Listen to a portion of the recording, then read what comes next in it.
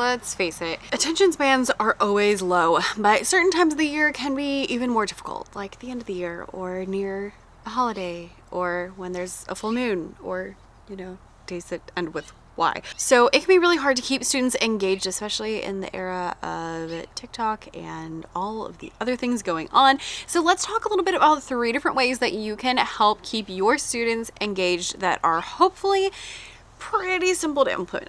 I hope they should be pretty easy, right? We're trying to get wiggles out. We're trying to keep kids engaged. So let's go. All right. Number 1 is always start with movement. So every single one of my classes, they come in, the first thing we do is we are stretching. We always do the exact same stretches, by the way, like they don't need to be fancy. Actually, it's better if they're not fancy, just the same stretches. And then we're done. Then we do some sort of movement activity, and that goes with every single class. So with some of them, that might be like adding actions to a song, that might be playing a game, that might be like a body percussion play along up on the board.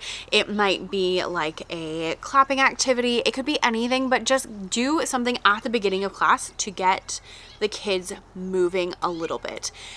Because listen, they come in and a lot of times they've been sitting like all day long, and a lot of times they are bonkers because human beings are not supposed to sit that long. Side note, I love when we have like staff planning days and things, and really just watching the adults and kind of seeing like what is human behavior, because the adults can't sit all day, and like the adults don't want to sit, you know, all day long. They get antsy. I get antsy when I'm sitting too long. So how much more if you're 5 or 10, right? So make sure that you're starting with movement. Let's really quickly give you just a couple of simple ones. So let's see. Let's do it this way. Younger kids, I love playing my drum, and if I play loud, you jump. If I play quiet, then you tiptoe, and if I stop, then you freeze. It's a great way to work on dynamics. You can also work on phrasing. You can change the tempo. You can do it in your seats if we need to, you know, keep calm, or we can go out of our seats to make it a little bit more fun. So that's a really simple thing that you can do. Also with little kids, practicing the steady beat. So put on any song, literally any song, classical music, Disney music, like whatever, and just follow me while I keep the beat, and now you're keeping the beat. And if the kids are pretty good, then you can have them come up to the front and they can take turns at being the steady beat leader. I've done that all the way from kindergarten to 5th grade. So that would be little kids. Middle group, third, like 2nd, 3rd grade-ish. I love Boom Chicka Boom, which is a call and response. It goes, I said a boom chicka boom. I said a boom chicka boom. I said a boom chicka boom. I said a boom chicka boom. I said a boom chicka rocka chicka boom. So that one we do boom chicka boom, and then boom chicka rocka chicka boom, and then at the end it goes, oh oh yeah, one more time, and then you have different styles. So we do volcano style, where we start quiet and we get loud. We do opera style, where we use like really dramatic singing voices. We do cleaning style, where it's I said a broom chicka broom, and so we change it different ways like that. Really cute, really simple, super fun. With the older kids, one that I like working on is meter. So for like meter claps, have the kids stand up and then you clap in like 1 meter. So we usually start in 4/4. I clap, you repeat, I clap, you repeat. Then we'll do 3/4, and then we'll do 2/4. And then if they get really good, you can do where you clap and then they repeat, but while they're repeating, you do the next rhythm. Does that make sense? So I do like ta, ta, ti, ti, ta. And then while they're playing that, I'm doing my next rhythm. So that one really gets their brain chugging along, but it is a little bit hard to get to that point. So just do start with just echoing, and doing different meters just makes it a little more interesting. You can also have them like move it around their bodies. Body percussion play alongs are great for those older kids. This week we were doing the dance Los Machetes with my 4th and 5th graders. I will leave that one linked down below because it was super fun. That is a longer movement activity, but it can be, you know, super fun. So one more for 5th grade, and that is stick figure movement. This is like low-key one of the easiest but also the most fun things to do. I have a bunch of cards that have different stick figures. I have some ready to go for you in my TPT shop. I will link those down below as well. And you just match the stick figures, and I flip through and you go through all the different ones. Really easy. You can add music, literally any song in the whole entire world you can add to this. You can have them you can change the tempo, you can flip one over and have them make up their own when they get to that one that's empty. And so like there's a lot of different things you can do with that, and that's like low-key really fun. But when you start with movement, it gets them kind of like gets that crazy out. Then after that, we sit down and we take some deep breaths, and then we go into our lesson. And now I am able to focus so much better because we took care of that like need to like move around. So now most of the time the kids will be okay to sit still for a few minutes while you tell them about that new song you're learning or that new concept you're working on. So having it do have a calm down moment, but having some sort of movement is going to help a lot. Number 2 comes after the coffee break, which is the opposite of what I want you to do, because number 2 is to keep transitions to a minimum. Y'all, the more that you are moving around that classroom, the more life is going to be difficult. When you're going from one activity to the next activity, it needs to be quick. Like, you know, when they, like when grandmas say like, idle hands are the devil's playthings. It is true, because as soon as there is a moment of calm, a moment of quiet, a moment of unstructured activity, they're gonna fill it with something, and it's not gonna be something you want them to do.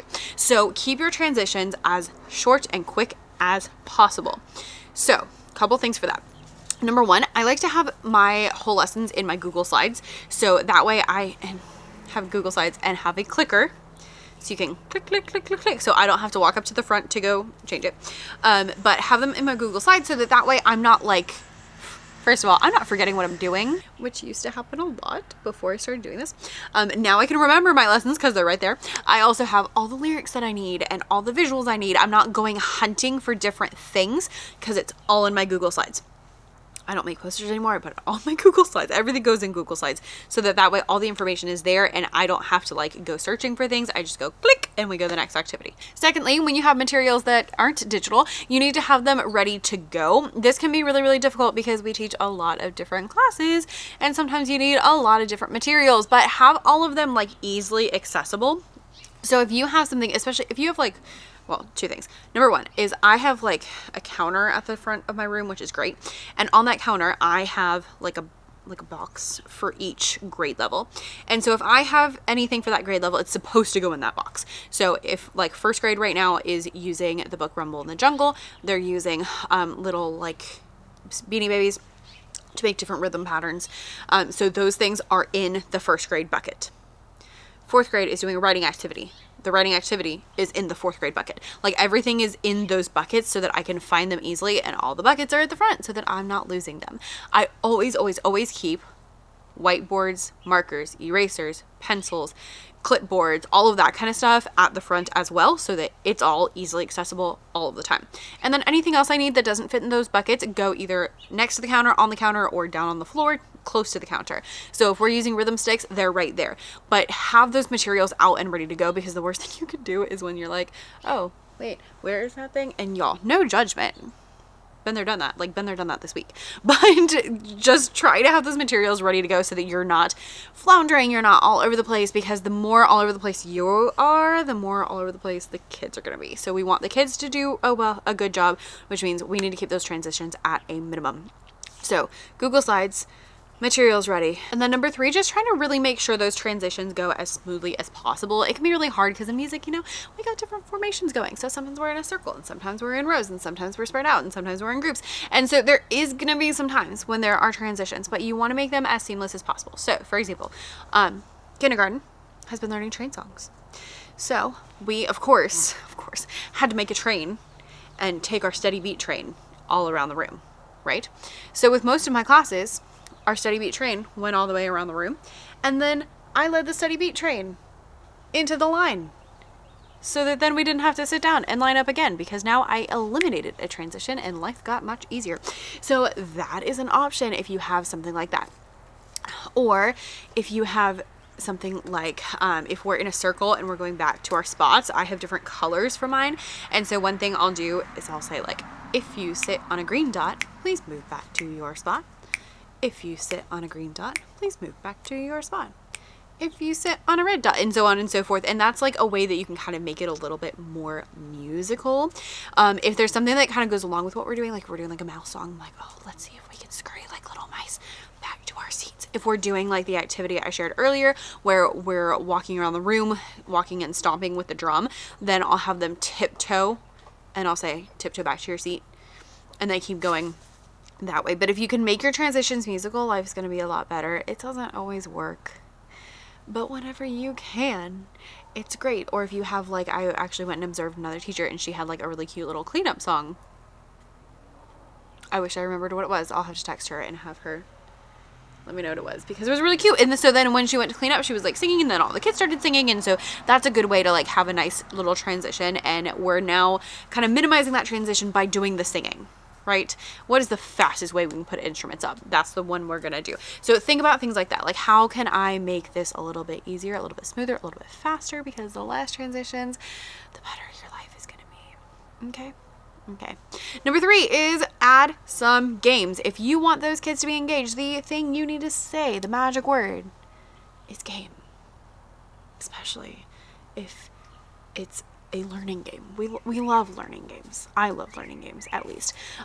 Specifically, can I just say, with little kids, sometimes you can tell them something's a game, and even if it's not a game, they'll believe you.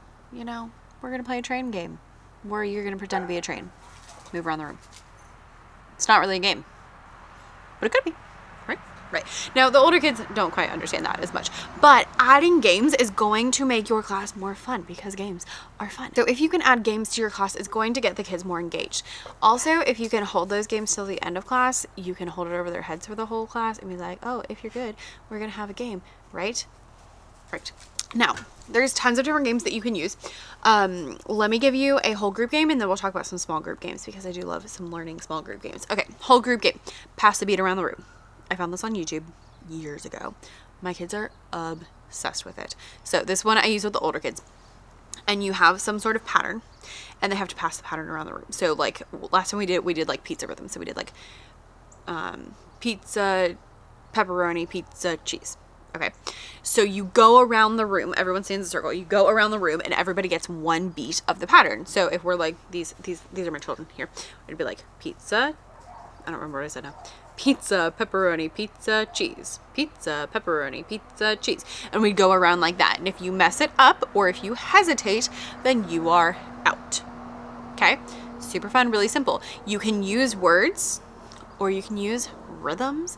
You can use patterns. You can use a song you've learned. Those things are great. Cool? Cool. Little kids, we're working on steady beat, right? Bee Bee Bumblebee is a really good one. Really simple. You just go around, and it's an out game. So you do Bee Bee Bumblebee. Stung a man upon his knee. Stung a pig upon his snout. I declare that you are out. Whoever the bee lands on out is now out. Although you can also have them be the person who's it. So, you know, there's different ways to play it. But that's how I usually do it, because then you don't have to deal with people being out. So, that's nice too. So those are 2 like whole group games. Now let's talk a little bit about like small group games, because y'all know how I feel about centers. You know I love centers. I will leave a link to like a bajillion centers ideas down below, because centers are like the holy grail of getting kids engaged, because literally you have to do your activity. It's a lot of games. It's really fast paced with not a lot of transition, because it's just like go to the next center, go to the next center.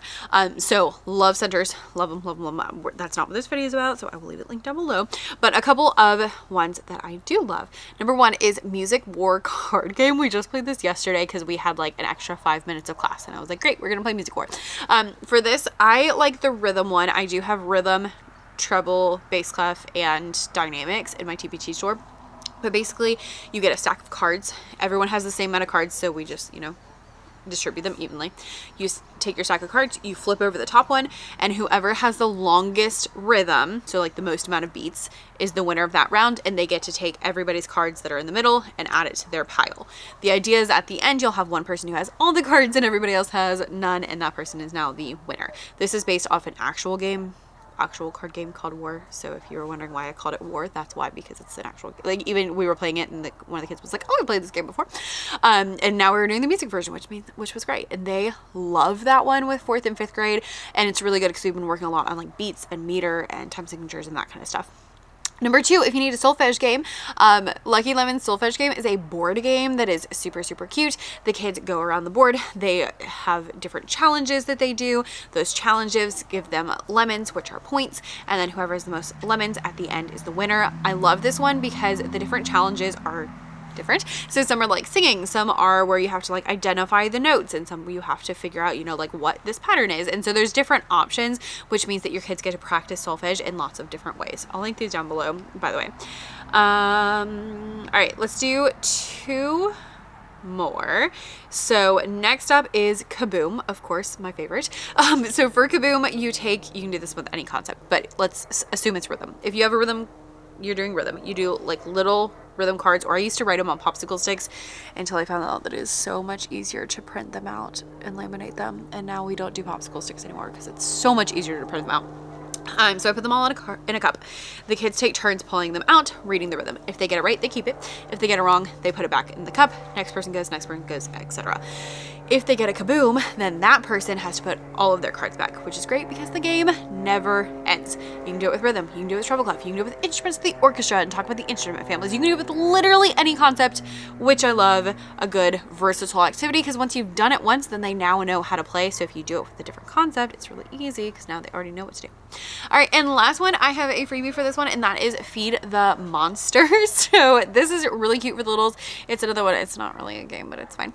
Basically, you make like a monster face, and so that's the freebie, is like the monster cutout, and then you take turns feeding the monster your flashcards. So again, rhythm, solfege, whatever you want to do. Read the card. If you get it right, you get to feed it to the monster. It's silly. It's simple. It's not really a game, but the little kids love it, so I love that because it keeps them entertained and they're all like giggly. It's hilarious. So if you want to keep your kids more engaged, 3 things you can do from now till the end of the year are: start with movement, keep transitions quick, and add some games. Those 3 things, if you can kind of like follow that, make that your mantra, will help increase your engagement. It's not going to save your life. It's not going to like fix everything, but it'll help. So there's 3 things you can do. Hopefully that was helpful. Make sure you hit the subscribe button, and I will see you in the next one. Bye.